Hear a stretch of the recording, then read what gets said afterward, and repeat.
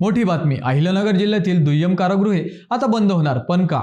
अहिल्यानगर जिल्ह्यातून एक मोठी बातमी समोर आली आहे। जिल्ह्यातील तालुका स्तरावरील सर्व दुय्यम कारागृहे आता बंद करण्यात आली आहेत।